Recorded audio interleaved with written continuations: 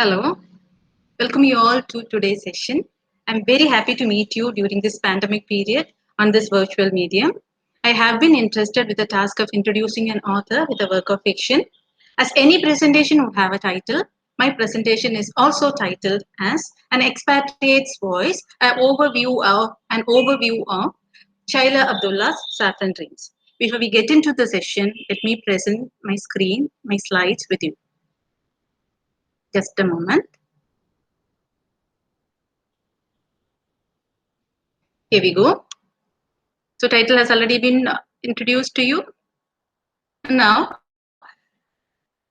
at the outset, I would like to tell you that those who have enrolled for this particular or registered for this particular webinar are really interested in reading fiction. Am I right? Otherwise, you would not have come for a webinar that is fully focused on fiction, right? And you might have a different experience of reading, but did you know that reading literary fiction can help people understand others' mental states? And also it helps you to develop a crucial skill in developing relationship.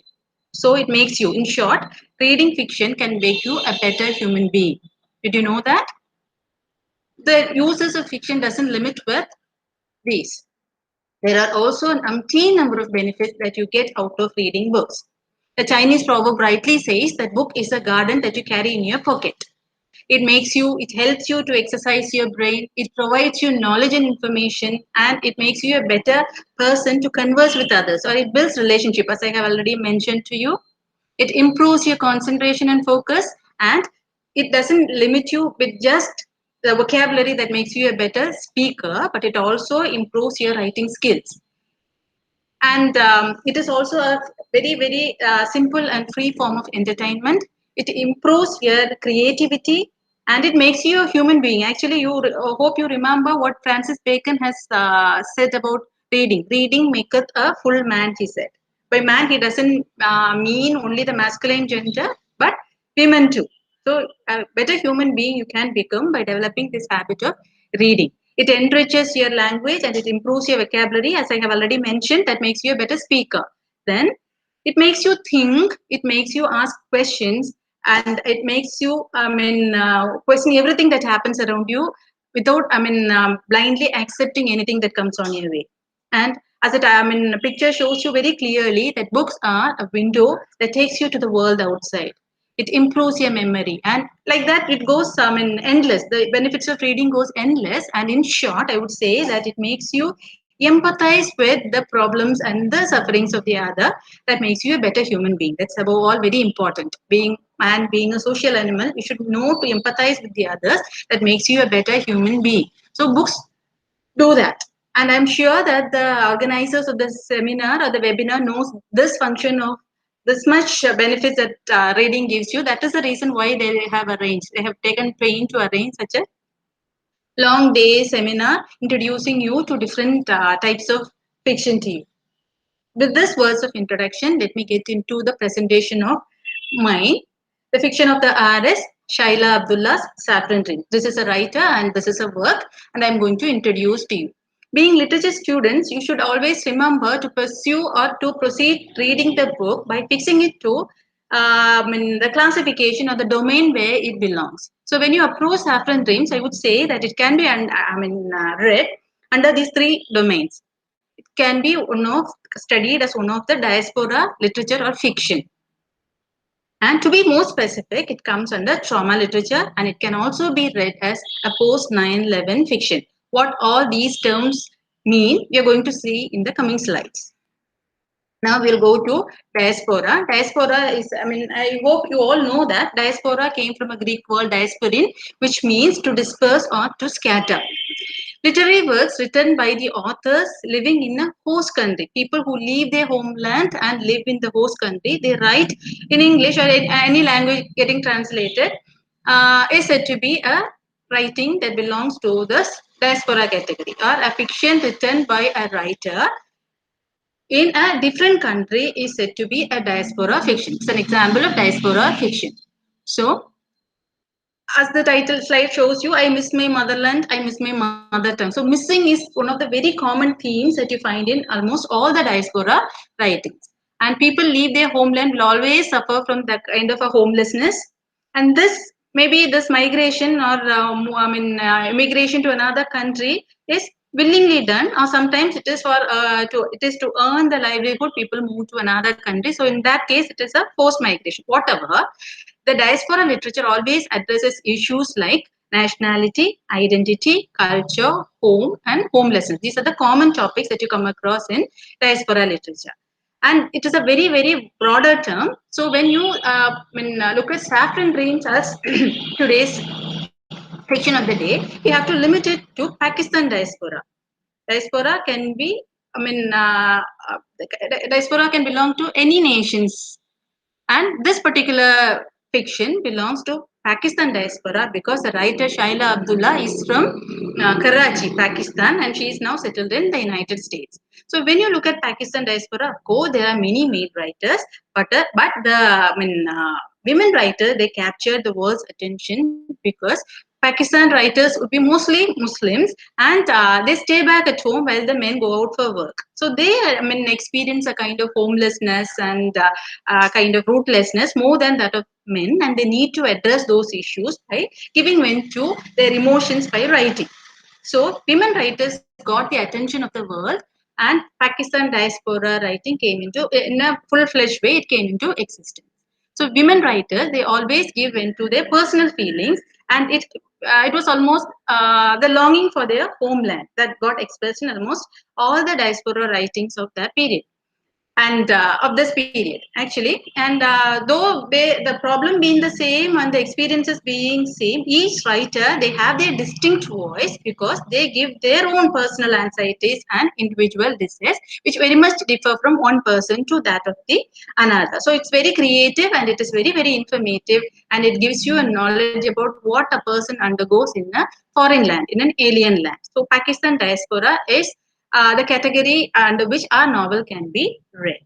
Now, we'll see a few women writers of Pakistan diaspora fiction: Sara Suleri, Babsi Sitwa, Nausheen Pasha, Nafisa Haji, Shaila Abdullah, of course, the author of the day.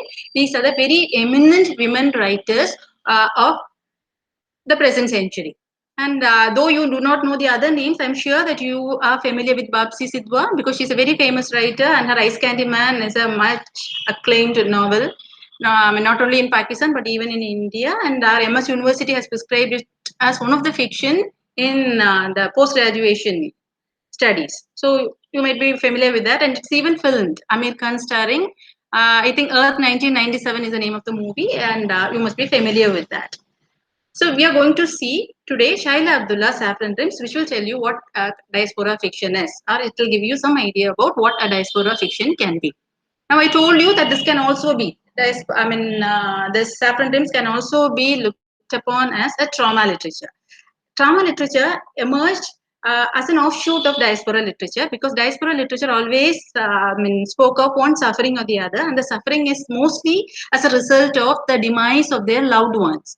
So this gradually resulted in a separate form of separate style of writing that was called trauma literature, which which became very, very prominent in the 1960s. After the 1960s, trauma literature becomes very poignant or very, attention-seeking form of literature, or it gained the attention of the world. And this trauma literature, in addition to focus on the sufferings of the people over the unfortunate incidents and instances, it mainly focused on the pains involved with war and the Holocaust. So this particular novel comes under the category of how it reports the sufferings of the people after a Holocaust. What that is, we are going to see in the coming slides. Before that, let me give you a very brief introduction about Shaila Abdullah. This is the picture is that of the author, a very young author. She was born and brought up in the city of Karachi, Pakistan in the year 1971. She had her schooling in a Catholic school and took her degree from the Karachi University in Pakistan. She took her degree in literature, and then she also took diploma in designing.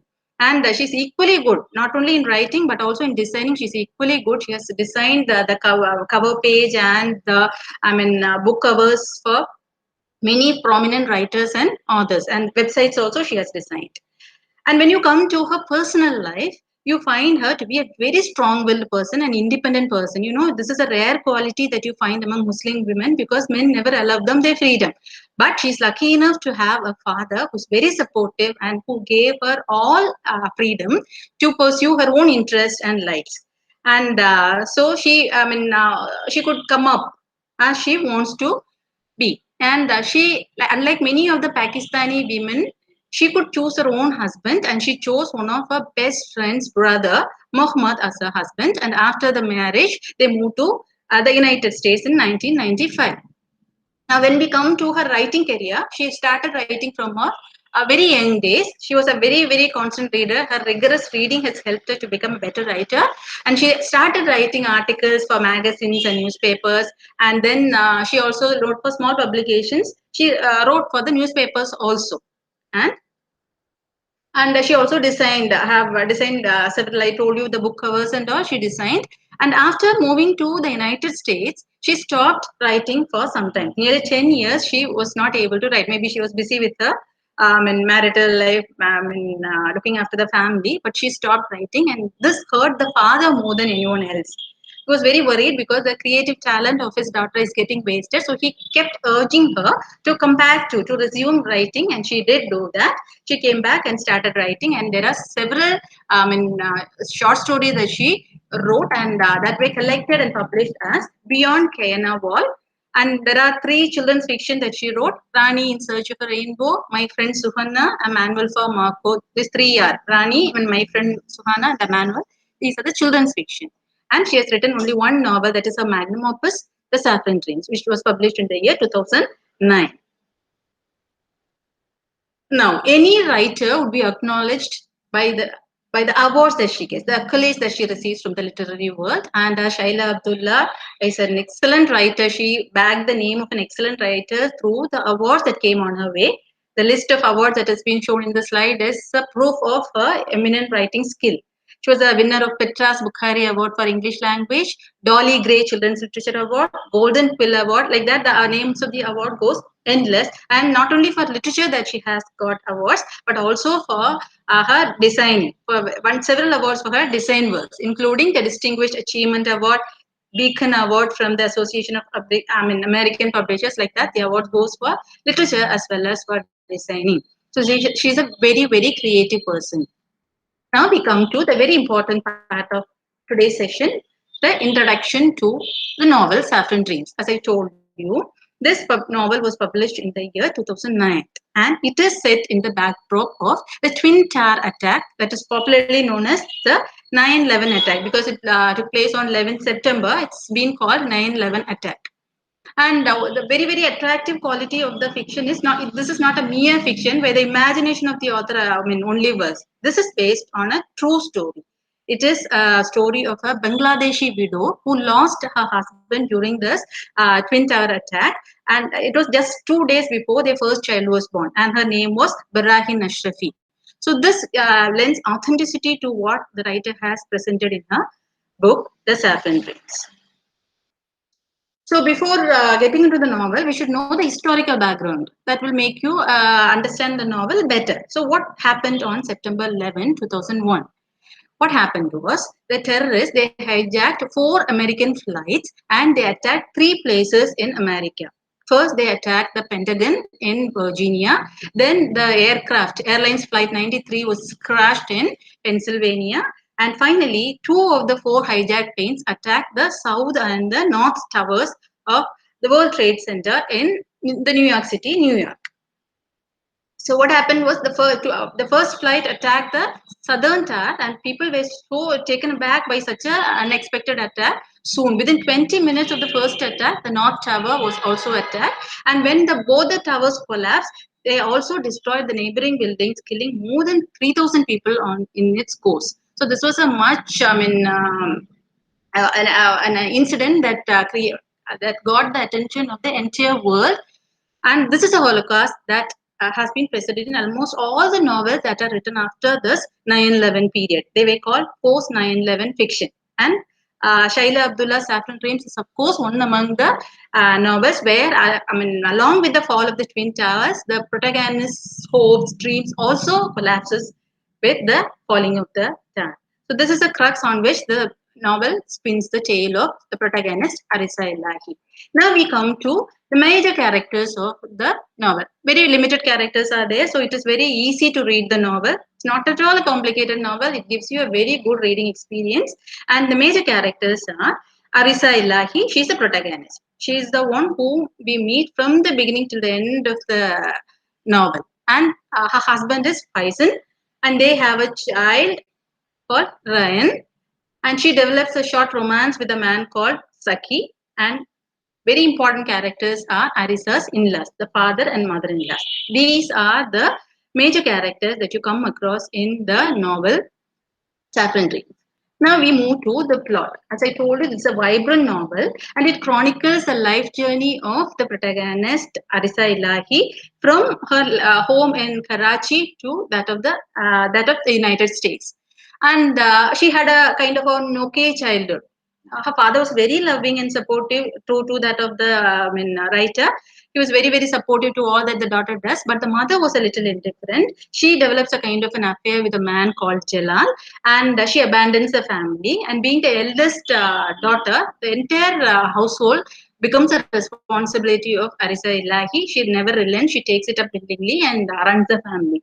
And to take a break from the strenuous life of this, she moves to her aunt's house in the United States. There one day she goes to the library and meets a man who takes the attention of her, who attracts Arisa very much. She wants to meet him again, but she she was not successful. She's not successful in meeting him, so she comes back to Karachi. But fate has its own role to play.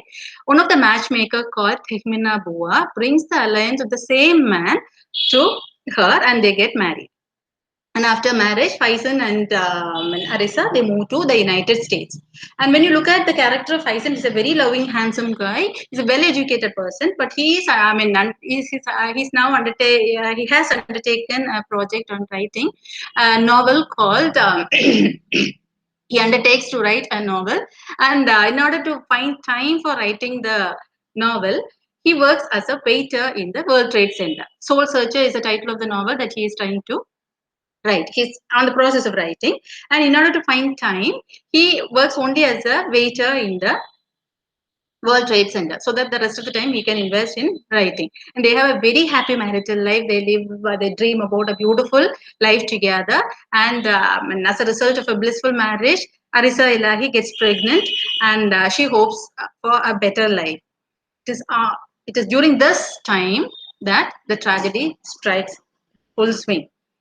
Faison, who goes to work in the World Trade Center, gets caught up in that twin tower attack and gets killed. That was a shock to her. She who watches the incident over the television when the South Town collapses, she goes very weak, and she was almost collapsing when she could see the North Tower also is falling down.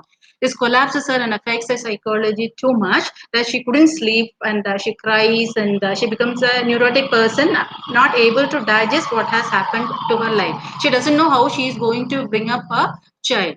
And this collapses her, and she has to take the help of the sleeping pills, Valium to sleep, because endless sleeping nights that collapses her physical and mental health. And this is a part of the story. Now comes another plot which is very, very significant as a diaspora fiction, because so far they've been living a very, very good life along with the Americans. But after this incident, the attitude of the American changes drastically.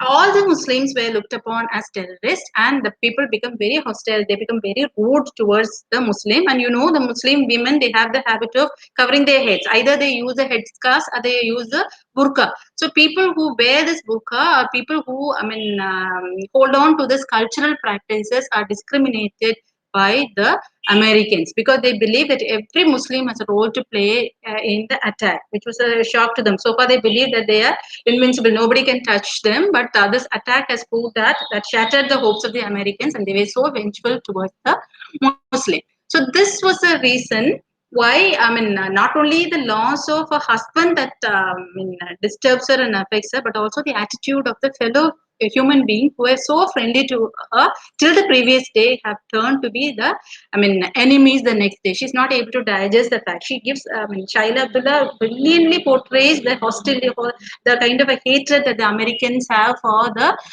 Muslims through several incidents. And I would like to quote one incident to you for your better understanding. Once Arisa, along with her mother-in-law, goes and sits in a children's park where some children are playing. And what happens? A ball comes very forcefully at her. She's pregnant, but that time fully pregnant, about to deliver the baby. And what happens? A ball comes against her full force, and the mother of the child who threw the ball was all apology when she approaches her. But when she comes near Arisa, she notices a headscarf, and the attitude completely changes. And she says, "I'm sorry that the ball missed you." In other words, she wants the ball to hit her and do some damage to her. So this affects Arisa a lot. This is not the only incident. Another incident which also affects the entire life of Arisa Elahi, that once when she was in the railway station, four angry young men approach her seeing the headscarf. And when they come near only, they see that she is pregnant. But still they are very ignorant of that fact, the humane fact, and they were about to rape her. She collapses on the floor. Fortunately, another man intervenes and saves her and takes her to the hospital. And that is one of the reasons why she gives birth to a special need child. It affects her psyche and in turn affects the child in the womb. So these are the instances that Shaila Abdullah provides to the readers to show you how living in a host country, living in a different country that is not your own, can become a very challenging one. One time you feel that you're comfortable there, working for a better livelihood, but when such an incident happens, everything can go topsy-turvy and it collapses and shatters all hopes of a better life there. And another fact that Shaila Abdullah tries to focus is the inhuman nature of the media. The media makes the most of this unfortunate terrorist attack, and it keeps disturbing Arisa, despite knowing the fact that she has recently lost her husband, asking how she felt in being betrayed by her own people. In other words, how she feels being turned into kind of an American hate. She has been hated by the Americans. No, how she feels, and this is a betrayal of her own people, right? Islam people only did that attack. So how she looks at it, being betrayed by her own people, and they don't stop with one question or that. They keep ringing her and asking her this question, and Arisa really loses her. Mental stability and shouts at them. So this is again one of the themes that Shaila Abdullah wants to focus through this novel, how inhumane, how the media politics works in the society. They just want the news item and make the most of it. They want to, it's a business. The human side is missing, and the fact-finding side is missing, which we also experience nowadays. No, they want to create a sensation. Reality is not at all their concern. No more their concern. So that also has been addressed. Now, I told you she gives birth to a child. The mother-in-law and father-in-law were great support. They never once, accuse her for saying that she has brought ill luck to their only son. They were very supportive, and with their help, she gives birth to a child. And the child has been named Ryan, and it comes with a lot of deformities, kidney, fault and heart fault, and it has a cleft lip, and it also has some vision problem too. So Arisa Elahi, she doesn't feel bad about this because she thinks that actually this is a kind of a boon that God has given. If the child doesn't require so much attention from the mother, then she would be complaining and crying over the demise of her husband. So now she has no time for that. All her time is invested in looking after the child. Meanwhile, she also works as a magazine editor in Houston. There is a magazine called Chamak where she works as a magazine editor.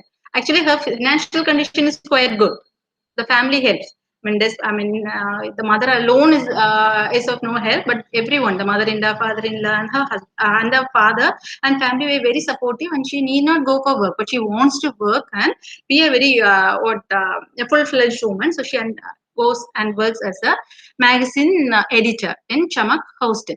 And the child requires constant medical checkup, and she takes the child every week to the hospital, and kind of a better communications. Ryan shows symptoms of improvement, and she's very happy. Now her hope resides in the child and the better future for the child. And in the meanwhile, she meets a man called Saki. I told you while introducing you the characters, there is a man called Saki, and he's an electrical engineer, very rich, affluent person, and she develops a kind of an affair with, a love affair with that man. And the in-laws, they were very supportive as usual, and they feel that if they continue to live with Arisa, she may not go to the next step of marrying him. So they come back to their native place. To Pakistan, they get back. Meanwhile, Arisa Ilahi understands to her shock that Saki is interested only in Arisa and he has no, hope of accepting Rayan. So only by renouncing Rayan, she can become the wife of Saki, which she will never accept. For her, the priority being the son. So she renounces this affair. She gives it up, making it very clear that Saki is her only hope of life. So that affair comes with an end there, and uh, this is a new turn that her life takes on. Meanwhile, we've also been told how the in-law, especially the mother-in-law, were encouraging Arisa to complete the dream project of her husband. I told you that he's been writing a novel called Soul Searcher and it is left unfinished. So the mother-in-law urges her to undertake that project and finish it off so that Faisal will have a eternal, he will be remembered by everyone in the society. Even after his death, there is proof that he lived. So with much hesitation and lack of confidence, she undertakes, but she completes that project and the soul search becomes a reality. So thus the novel comes to an end by the writer, by the protagonist Arisa Ilahi, deciding what her life is going to be. It is now herself and the son, and she feels so elated to have accomplished the dream of her husband, the soul searcher. And through this, the writer is trying to say, amidst all misfortune, there is always a way to accomplish your dream. You can accomplish your dream. This is a story. This is the maybe the message that she wants to give. Don't give up during such bad times. Okay, good times will also always be there. Make a best out of the bad bargain is what the writer wants to say. So this is the plot. As I told you, this is a life chronicle of a life journey of Arisa from her childhood to that of an adulthood when she becomes the mother of a special need child. Right. Now we come to themes. So the story is not something that is enough for literature students.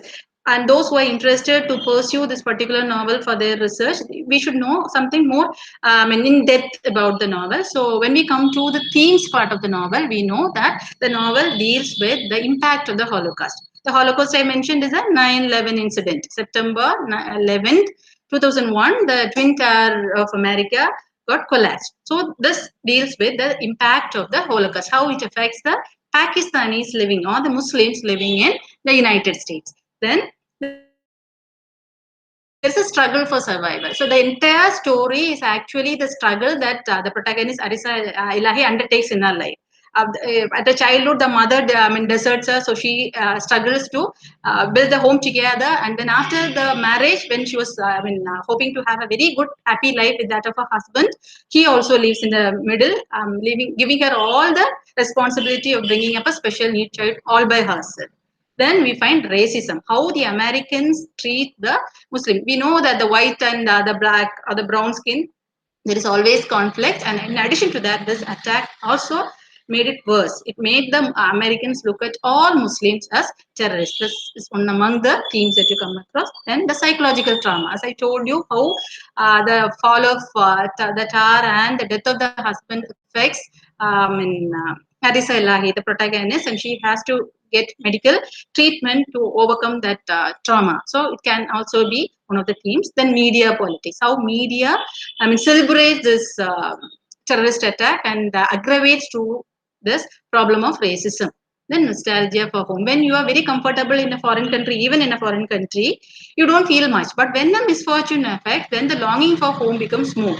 So we find that to be one of the themes that Shaila Abdullah portrays in her novel, The Saffron Dreams. So this is the themes that we come across. The writer herself has spoken about what are the things that she has presented in a novel. I would quote, Saffron Dreams is a story of a basic human desire to be accepted in a society no matter what your background, ethnicity or race. The issues that I explore in the novel are universal: racism, discrimination, bias, muddled or false identities. Those are all common issues that drive the value and worth of an individual in the society. These are the words of the writer herself, Shaila Abdullah herself, about the novel and its theme. Now coming to the title, any novel should cater, it should be significant to the story that it presents. So saffron is a color of hope and determination. So we find the entire novel, though a lot of misfortune happens and a lot of bad things happen, there is still some hope, and you find the dreams are also getting fulfilled towards the end. So I would say that the title is very apt. In other words, despite the hardships that Arisa faces, she's able to fulfill the husband dream as well as the dream of her own self as a single parent. So, hope and determination equips to dream of a happy life despite all odds. This is what the title tries to communicate to. So, the title I would say is very, very apt. Now comes the theory. You know, when you do undertake research in a particular fiction, you cannot just be satisfied with presenting the themes. You should find out the theories that support your study. And this novel comes out with the possibility of applying number of theories. And one theory would be trauma theory, because it, can make you understand. It can make you understand the trauma that happens in the life of the author. So trauma theory can be one of the theories. Then existentialism. Of course, you all know existentialism tells you the problems of existence and how to overcome that existence. I mean, how to go on to live, exist. So existentialism can be one of the theories. Feminism, because it is about the struggle that a woman undergoes. Feminism can be one of the theories. Disability studies. What do you mean by disability studies? Studying about some disability, and you know, Ryan is a special need child born with a lot of disability. So applying the theory of disability studies, you can understand the novel better. Culture studies, of course, all diaspora literature or fiction can be studied under this broad term culture studies, where you can be, you are exposed to different cultural practices, acculturation, the clash that comes across, and the problems that comes with the cultural practices, all that stuff. Here, I would like to tell you an example of that. You know, the Muslims have the habit of wearing that burqa or the headscarf. You know, after the 9/11 attacks, what happens is people who wear that would be discriminated and they would be suppressed endlessly by the Americans. So, in order to give a better future for Ryan, Arisa has to forsake, or she has to give up the habit of wearing the headscarf, and she feels totally naked. All her body has been covered, but she's been used to the practice of covering her head from her childhood, and she feels she is totally naked. And another thing that worries her the most was it was a kind of it is a reminder of the life that she had with her husband. The husband is also very particular that she covers her head. So when she renounces that, she's also giving up the wish of the husband. So this is a culture shock to her. And all this could be studied under the theory culture studies. Psychoanalysis, of course, it studies the psyche of the characters, and this will help you to understand the plight of the protagonist Arisa better. So these are the theories. And we have come to the close of the lecture, and I would like you to have a look at the books that I have shared here, 5 of the books that deals with the same problem, the 9/11 incident. The heroes of 9/11, After the Fall, I Survived, and One Tuesday Morning, and The Towers Falling. They all have this Twin Tower collapse as one of the major themes in those books. They are not only fiction, there are also short story collections. So if you are really interested with the theme, you can think of reading any one of this. This is for your further reference. Now, every novel, we have seen in the beginning of the lecture what are the benefits that you get from reading a novel. So what would be the benefits that you derive or you get after reading this particular novel, Shaila Abdullah's Saffron Dreams? So this novel tells you at the outset, it tells you to be prepared for the unprepared. Life can go topsy-turvy any minute. Arisa Elahi also says that she thinks that she can plan her life, but life has planned its own destiny. So this can happen to anyone. We may plan for a better life, but any incident can happen and collapse it. So be prepared for the unexpected. That's a one point that you can understand. Then be courageous at the face of misfortune. Misfortune is sure to happen in every one of our lives. The present state itself says that. Have you ever thought of being shut in the home for more than 3 months? That is happening. So misfortune can happen anytime, and be brave at the face of misfortune and cultivate the ways of resilience. When you are struck with misfortune, you should know how to get back to that. Resilience is getting back to normalcy, and Arisa does that. So the writer wants every one of you to develop that habit of resilience. Then don't discriminate others. So you may be, I mean, you are living in a global world where there is a lot of, differences.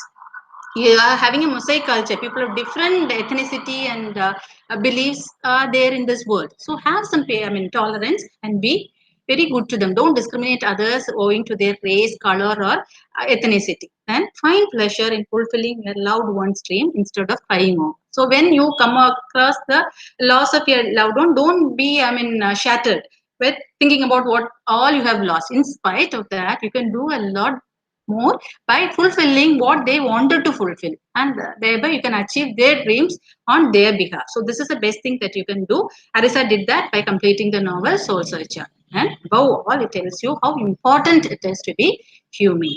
So you could see all the benefits of the reading could be coming on your way by reading Saffron Dreams. So I would like to also share a reader's comment. Actually, this is one of the persons. Taylor is one of the persons who interviewed the writer, and she said, I found it difficult to put Saffron Dreams down when I read it, and I'm sure your readers will agree as well. I too second the views of Taylor because it's a very good reading experience. It touches your heart.